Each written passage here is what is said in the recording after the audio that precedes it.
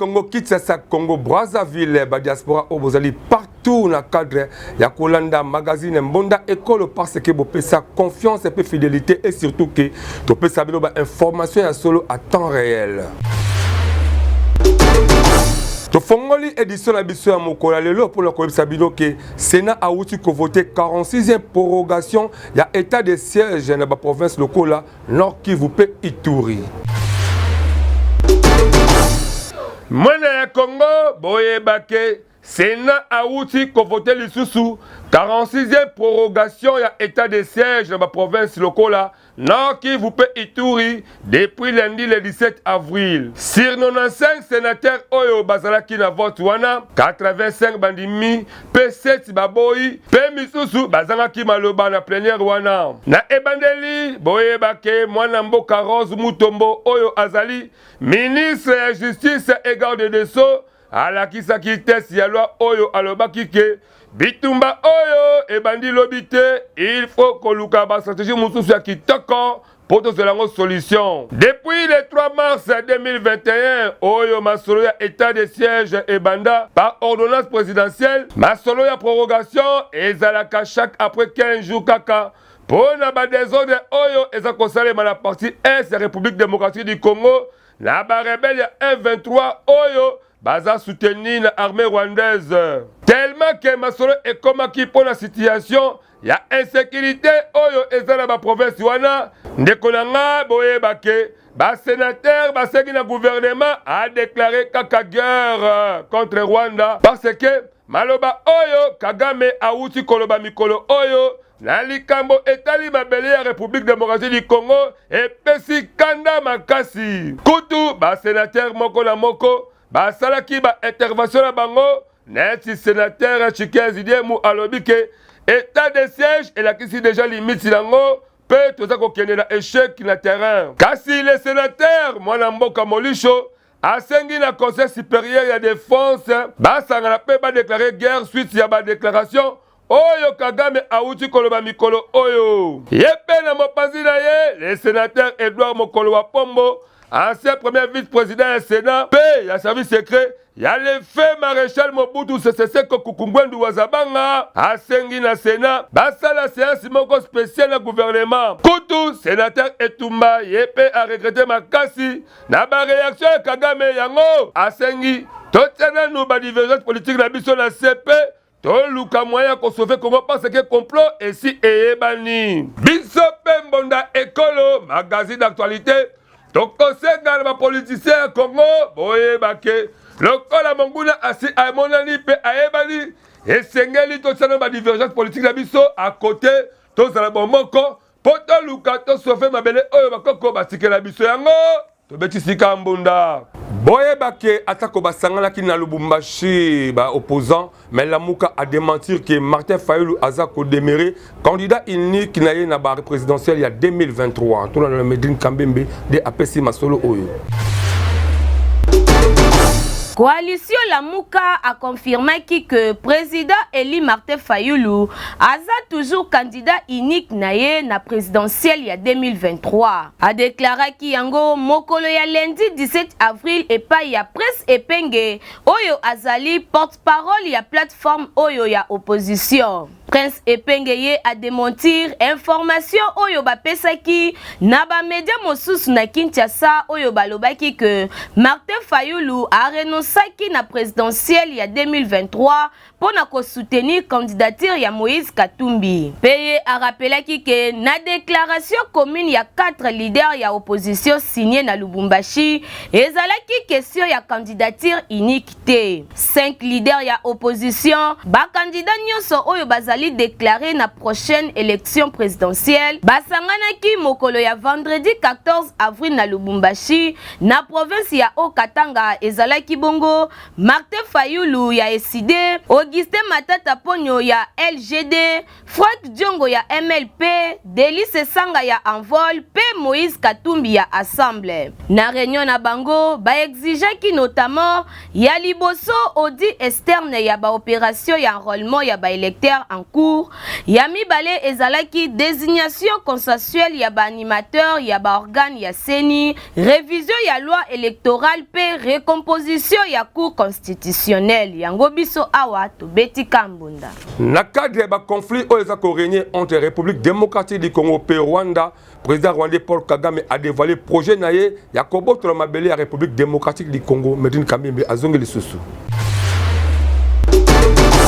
Président rwandais Paul Kagame a dévoilé qui projet naye week-end dernier na Cotonou alansaki campagne naye ya quête ya babayeur susceptible pour na accompagner pe cofinancer projet naye ya occuper mabele ya République démocratique du Congo. Alobaki yango lors ya visite d'état naye na Cotonou pour na président ya Rwanda, République démocratique du Congo na Uganda esengeli bazongisa mabele ya mboka na ye. Yango nde ezali ko justifier ba guerre nyonso oyo ye aza ko diriger na sol congolais. Paul Kagame a relancé théorie na ye ya kolite pour na protection ya population congolaise oyo balobaka Kinyarwanda na ba oyo bazali kovide ba village na ko si opposer na ba M23. Séjour béninois ya Paul Kagame ezalaki kaka prétexte moko pona abimisa liboso ya média oyo ezalaki projet na ye pe ko relancer ba débat autour ya tracé ya frontière entre République démocratique du Congo na Rwanda. Na Cotonou nde chef d'état rwandais alobaki publiquement projet na ye ya kala ya kobotola espace ya République démocratique du Congo pona ko annexer na pays na ye. A planifié projet depuis maki na ye na Uganda wapi esengeleki azwa soutien ya Museveni pona koede ye a conquérir militairement pouvoir ya Kigali. Ensuite esengeleki na ba deux vétérans ba dépiécer RDC ba neutraliser armée na ye ba affaiblir pe ba exterminer peuple avant ya ko imposer régime moko sous domination ya Rwanda. Alors que azalaki toujours kobo ya kondima ke aza auteur pe créateur ya ba M23, Paul Kagame lelo a changé langage na ye pe à se compromettre liboso ya opinion africaine. D'après Jean-Louis Chibalanga, Rwanda ezali dernier pays découvert pe colonisé na Afrique successivement na ba allemand pe ba belge depuis 1894. Peuple Hutu na peuple Twa bazalaki ko vivre wapi parce que bangonde bazali ba premier habitant ya Rwanda. Na yango tokosenga kaka na chef d'état Félix Tshisekedi na gouvernement congolais mobimba bo fongola misoga parce que lolenge président Kagame abandi boye seke dossier oyo eza ko kende mabe makasi. Yango biso awa to beti kambunda. Député national Jackson Ose a déposé lettre naye ya interpellation contre le ministre ya ba travaux publics ya Medine Kambimbe.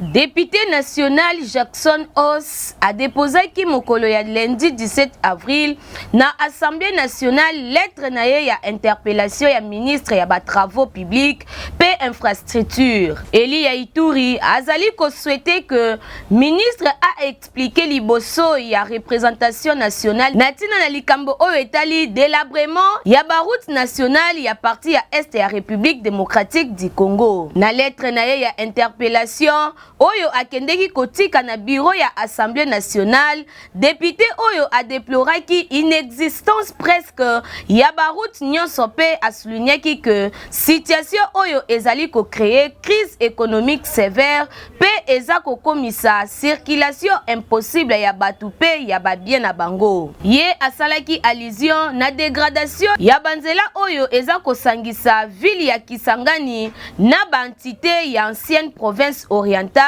Jackson Os amitunaki pourquoi population akoki kosala déplacement te kolongwa Kisangani pona kokende na bakwa mosusu ya Grande Orientale alors que gouvernement azalaki censé ya kotonga pe ko entretenir banzela. Na yango tokosenga kaka na gouvernement congolais ayeba na ko soutenir idéologie sociale ya chef de l'État Félix Antoine Tshisekedi pour que population congolaise a vivre na kimia atambola na sengo nyonso parce que yango nde ezali souci ya chef de l'État ya liboso. Yango biso awa to betisi kambunda. Voyage comment eloko mogo ya kitoko pour professionnalisme oza ku travel visa. mon côté quand la carte a travaillé des années au voyage qui toque avec impact na idéologie.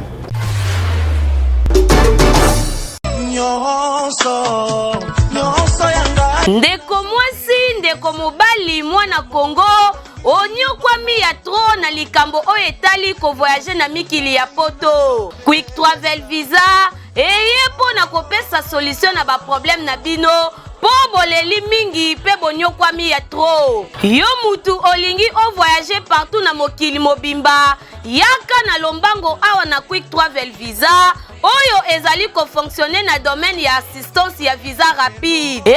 Bandeko, na oyo etali visa d'études, visa d'affaires, visa de tourisme, visa de conférence, bourse d'études, tope visa pour na baswa médicaux na yo, adresse ezaka moko, Quick Travel Visa po awa. Nyonso ezo salema na PTP na vitesse moko ya kosakana te. Esuki kaka wana te, na likambo oyo etali billet d'avion, komona na yo kutu pasi te. Quick Travel Visa ezali wana po na vente ya babiye na prix moko ya kitoko. Bandeko ya Congo, bandeko ya Kinshasa, papa, mama, ndeko. Quick Travel Visa, en anglais, en français, visa de voyage rapide, ayeli bino innovation, topé modernisation, modernité, nali solo etali voyage. Donc nazolo ba voyage, visa, billet d'avion. En tout cas, nyonso Quick Travel Visa azako sala yango na ngonga muke passeport. Vous en poso voyager au kende poto kende na 5 continents où ils habité. Yaka na Quick Travel Visa. Dossier na yo ekozala traité na professionnalisme. En tout cas, toza ko assurer bino visa réussite ya visa à 100% parce que o toza koloba toza na connaissance certaine avérée, une connaissance qui est d'ailleurs attestée dans ce domaine. Nous avons l'expérience, l'expertise, la connaissance elle est là. Tokocha yango na disposition na bino ya ba dossier na bino pour bozwa ba résultat escompté. Soki olingi ba rêve na yo et comme réalité, o voyager partout na mokili mobimba na ba condition moko ya kitoko, yaka awa na Quick Travel Visa po yende azali nzambe ya masolo pe akosaka te na oyo etali ba voyage na ba visa. Natalo mukie pe na ngonga mukie ozwi visa pe billet na yo d'avion. Boko tu nanga soki bazwami wapi? Quick Travel Visa ezwami na numéro 54 boulevard Lumumba, référence arrêt Betani na agence Nécropole, premier niveau na commune ya Masina quartier sans fil.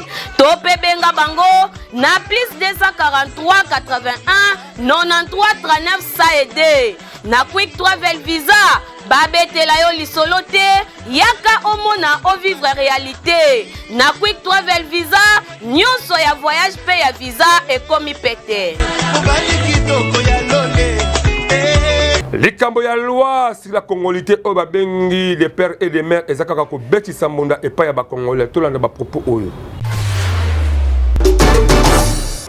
Loi Tane Zali, loi au Congolais de pères et de mères et seigneurs soutenir. Pourquoi tout le monde comme ça allait infiltrer pendant des années de 97 Tilelo. Pour arriver à le père Tilelo comme infiltré. Pourquoi de l'infiltration? Vous ne pouvez jamais gagner une guerre si votre armée est infiltrée. Tout le monde qui est infiltré dans le bateau, maîtriser Congo, bateau avec Mboka Nabiso. Moi, la loi Noël Chani a proposé loi. L'Assemblée nationale va promulguer, on va voter pour accepter. Mais comment la classe politique est divisée pour dire que nous sommes au s'acheter pour l'année. Bissot a vrai Congolais au des pères et des mères. Pourquoi? Parce qu'il y a d'autres fonctions de souveraineté en mot que c'est assimilé pour les Congolais des pères et des mères. Tu vas accepter la loi, tout ça va marcher, tu vas mobiliser jeunesse, tu vas mobiliser les Congolais partout. La diaspora, parce que ça la marche pour les soutenir. Prenez un exemple typique, l'autre monde, on va bien moi na chuchu, on va aller monter oyo, à Kangana va preuve ils allaient tangible, ils allaient non inévitable parce que Ming va s'agiter parce que non, ceux qui l'ont l'équité. Tu vas arriver au sommet de l'été qu'on avait infiltré au diriger, tout le monde va diriger, c'est pas mal comme Sud c'est le Libanaté. Pour un exemple, même sous le régime parce qu'on a monté à diriger un quand même, Azan a famille qui a 3 personnes, banda 18 années rien à pouvoir. À coup fait la tête, Azan a des côtés donc, la bloc l'autre il faut les cas. L'autre ça la marche, tu soutenir l'autre, tu sais qui a proposition de l'Assemblée nationale va d'été va voter en haut. Beaucoup moins la mkolongo de permettre à une population sur Ozana Libanda soutenir ba député va voter en ce que l'équipe peut-être des années que parler bien on parle du peuple biso peut te revoir dans la biso c'est que ben baza compétent il faut ben li ba l'exalon na so ba tiens comme proposition on a rentré parlementaire autour za sima soutenir Mbeko wana uta bambula pourquoi tu venais na ba équivoque wana ti en tout cas je suis pas d'avis le auto créer discrimination pour créer discrimination qui est congolais. Moi je crois que la question de qui est congolais et qui ne l'est pas, et la question est déjà réglée par la Constitution. Qui est congolais d'origine? En dehors, il y a appartenance politique. Tout qui m'en est parce que yango mingi ils ont créé une discrimination. En dehors, tout bimana aspect wana. Tout qui a un aspect juridique parce que c'est une question juridique. Et la question est réglée par la Constitution. Qui est congolais? La loi est tellement claire, la Constitution est tellement claire. Hein? Moto tata na ye, moto abotami na tata congolais, abotami na maman étrangère, aza congolais. Moto abotami na papa étranger, maman congolaise, aza congolais. La loi est tellement claire. Mais pourquoi c'est marqué dans le contexte où, puis dans le moment où tout le cas créé discrimination par rapport à Rolobaki pour la moto accéder na haute fonction politique, il y a Mboka et Sengira qui moto ne fait dans la Congolais des pères et des mères. Non, ça c'est une discrimination. Est-ce que vous avez été bloqué quand vous avez créé cette division? Aussi longtemps que vous avez des problèmes, vous avez tout ça. Moi je crois que c'est une question juridique réglée par la Constitution. Loi et la loi au Congolais, il faut soutenir. Pour loi, il y a avantage et bénéfice. Yo aux étrangers, au Yamboka na biso yamba yo jamais okoki assumer un poste de responsabilité, un poste de diriger biso na niveau moko ya garant de la nation té. Mboka oza mboka ba congolais, faut être dirigé par congolais. Yo aux étrangers, pexi mututé ou comme député ou comme ministre, mais ko diriger mboka ndeto boyi, ko diriger mboka faut la congolais des pères et des mères. Ngata que congolais des pères et des mères na soutenir loi na tin na dernière énergie faut loi na les cas. Pe mobilisation jeune nyonso aza mobiliser pour na loi na les cas. Ngala tuni kaka loi tchani salemi na mbula nini na 2023. Nga par exemple na commune qui ça na 1945. Est-ce que l'état yebaki nga été que na ali congolais? Bongo lelo on a postulé président de la République, bango bimisanga loi wana. Et puis deuxièmement, cette loi est malvenue. C'est malvenu. Parce que moi na soka bota mina noté bango PC combo. Jamais moi na azana di buma mama, basi ba PC combo. Bayebi sexe na été. Ata munga ngalobi, ba bota mama passe. Donc loi wana c'est une loi qui est malvenue. Il faut tout la racine du temps. Tout dans la période de moko biso tout dans na loyenge. Bi tout mais na est kuna. Infiltration ils allaient belé. Et puis tous allés biso tout se préparer pour une élection. Tous se bousculer. Bon temps ba campagne ko kota. Loi wana na kasi ko kende wapi. C'est malvenu. A bombango après ba élection. Tant élection ko ya na 2024 on a peut-être ba revoir Constitution, mais pour moi, c'est malvenu. Association ya bana bangoli au bazar la territoire ya idio famille mingi ya mangai bayambaki papa Théotime Osolo ko mazola ote mali papa Mbujima e kananga awala Kinshasa pona koluka kotombo la culture na bango ele kana kindenge nini.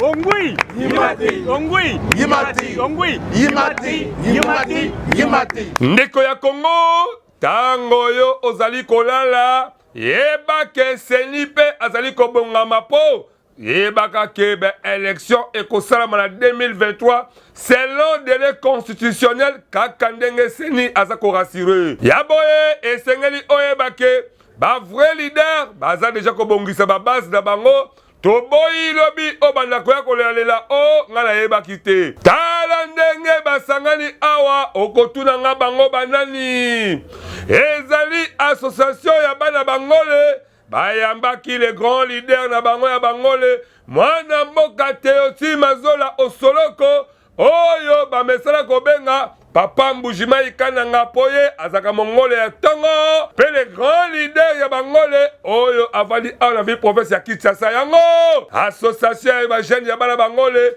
basanganaki pona koluka ko valoriser culture na bango balobaki esengeli bazana leader moko ya makasi oyo akobanda ko défendre bango na ba institution ya mboka yango babengaki papa Mbujima ikananga papa Osolo Mazola po bayebi ke yende azali mutu très bangole awa la kati vi province Kinshasa esengeli ba soutenir ye à 100% de manière que ba rêve na bango ekokisama.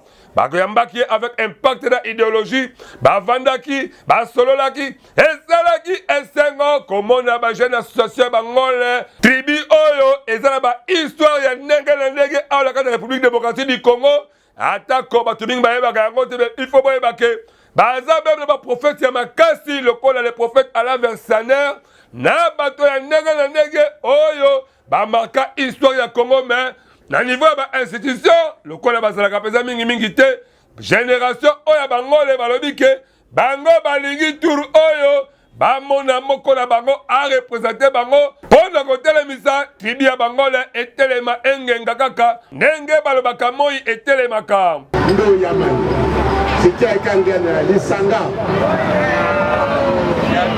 Ongui Yimati Ongui Yimati Ongui Yimati Yimati Yimati. ezali vraiment kitoko komona association ya boye initiative ya kitoko oyo bana bangole bazwi nyonso kaka pona koluka ke makambo na bango etambola pepele bokotuna nga bangole bavandi wapi boyebake bangole baza na kati ya territoire ya Idiofa na province ya Kwilu yango mpe mingi oyo baza na kati ya Kinshasa to mpe na mikili ya poto bisika bapazali partout baza kokonte na papa Théotime Osoloko Mazola papa Mbujima Ikananga to mpe nganga ya nsima ndako po ye nde azala lider oyo akomema makambo na bango na bainstitution ya mboka awa biso mbonda ekolo tozalaki kuna totali yango tomoni yango eleki kitoko avec impact ya idéologie yango topesi bango kaka mokako soir.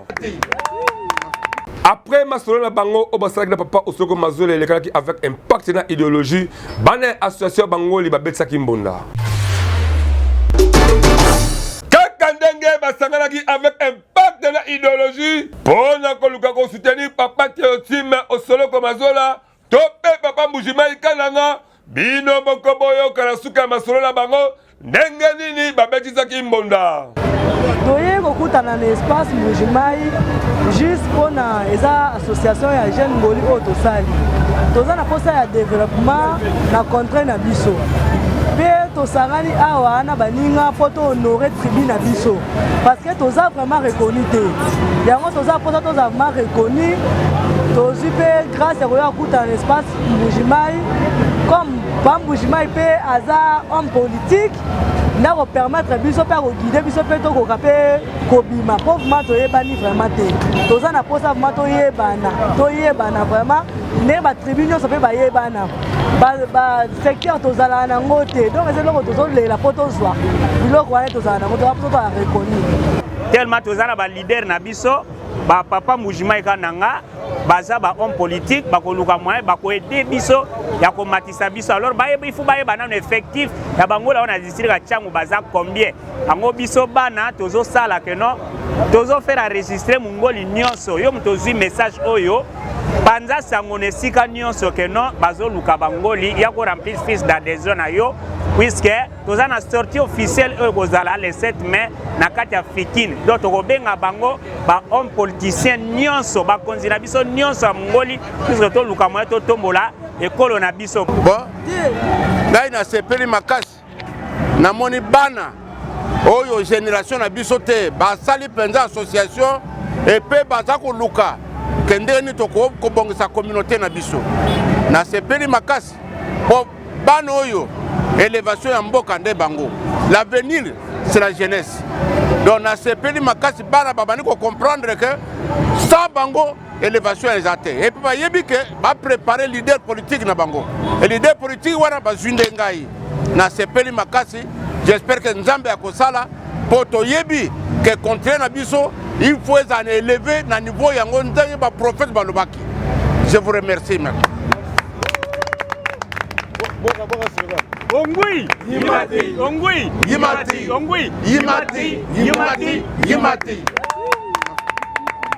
ezali kitoko komona ndenge papa Osoloko Mazola bayambaki ye azalaki ye moko te azalaki accompagné na molongani na ye mpe na assistant na ye mwana mboka Delor Mukendi liboso ya bajene bangole ezalaki kitoko makasi yango biso tobeteli bango mbonde po tomoni idéologie oyo eza kokuba ekele vraiment liboso papa Mbujima ekalanga tofuli yo kaka mopepa kitoko mpe topesi yo mokako swa mpe mbonda kitoko ebetami mpo na yo. Na sport esengeli boyebake Kinshasa ekoningana na mois de juin na compétition ya football oyo babengi Fachi Coupe ekozala sous bénédiction ya Fédération internationale de football associée mpe na Confédération africaine de football.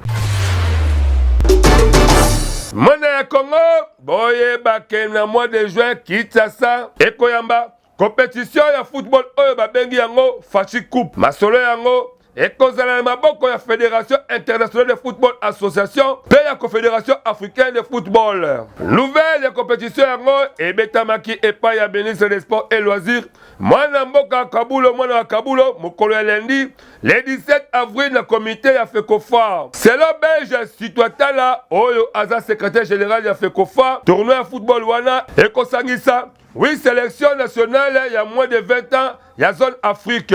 Tournoi yango boyebake ekozala kaka na charge ya FIFA. Déjà vendredi oyo délégation moko ekokita kuna na Brazzaville pona kokutana na président ya Union des fédérations de football d'Afrique centrale INIFAC na mokuse pona kostala ba faisabilité ya tournoi yango. Esengeli boyeba lisusu ke tournoi Fachi Coupe ekobeta manase de martyrs oyo jusque là ezana nous na étape ya ba réflexion. Mais ya malamu ezake le ministre ya sport mwana mboka Claude François Kabulo mwana Kabulo abundi le niveau ya CAF oyo a autorisé que stade efongwama mais na ba catégorie ba match football féminin na li la foot oyo karaté ekozonga avec impact pe idéologie po bilenge ya football ezonga na Congo. Ezalaka boye yango toyebi ke ba amoureux ya football ba koma lelo lokola bana bitike po masolo ya football ekangama kala soki lelo stade marti efongwami ekopesa kitoko pe elengi po ekopermettre ba jeune joueur ba évoluer kitoko biso tobetisi kambonda rubrique na biso ya lelo pona nini boye tolanda masolo oyo mwana mboka Wilfried Samba abeteli biso nazoyeba te bato nyonso tokovote bakosala eloko moko te bon biso tokolobela makambo mingi ya courant pourquoi courant etambola mabe pona nini boye pona nini boye yango wana nde kitoko mbote ndeko mbote pa journaliste ngai Wilfried Samba cameraman magazine Bonda Ekolo ngai pe ndeko die kibai rubrique na biso ya magazine pona nini boye yango tozolobela lelo pona nini boye ba policier bakoma kokanga par-ci par-là na ba air oyo esengi te pona nini boye biso pena awa na milieu ya quartier Lwebo na commune ya Kimbantseke tolembi la police kokanga air nyonso moye ezate ni boye na lobi boye epesi likambo opasi totikani na bana isute bana bakomokima awa kovana bakomokovana bakomini misusu awa ekomi 5 4 basoda bayiko kale awa bana bakomokanga na bana ba minere biso yebi soda azali mpona biso peuple mais soda tika so mpona biso peuple ta komi sikoyo ennemi ya biso ba peuple ekomi kokanga na batata tata oyo aza na bana ta suka pe bazobete bambata koniata ye est-ce que soko kange mutu elobi okanga to bano beta ye bango bakomi bakokutela biso tina kati ya ndako papa mpona nini boye tala likambo oyo ye leta yo moko tia suseti na biso na katiele oyo bopo biso tozala kimia policier akomi biso moyini ya biso papa ezalaka tosuka wapi tokende wapi la caricature ya Koko Tiritiri JC Zemba écrit mateta la machine nini ezali kuna likambo ya ba désordre ba M23 o bazali soutenu par les Rwandais et pesi déjà ba Congolais kanda na ndenge moko ya liboma kutu ba Congolais ba komi ko décider ke bango moko ba kende inde kokota sila Rwanda po balobi mboka lokola Rwanda ezali 27e province ya République démocratique du Congo comment ba koyi ko ba niveau ya ko sakana na biso et surtout que bazali soutenu par la communauté internationale yango pe honorable lokola mesala na ye ko lobela makama mboka na po abaya na déjà postila ya trop azwakana ete atikala leka kana politique ya quartier bona na lisoni ni abeti na moko alelo ndenge population baza ko tomboka trop c'est trop l'état apesa biso mandoki to panza mandoki totelemi lelo toko défendre école na biso. Ezaka quand même stratégie ya Kagame toyebi yango. Honorable pe na kwa na ye boyo kabilo moko ndenge alobi parce que amoni ke population ba tomboki ba komi ko senga mandoki balobi ke bango moko ba défendre école na bango po ba yebi ke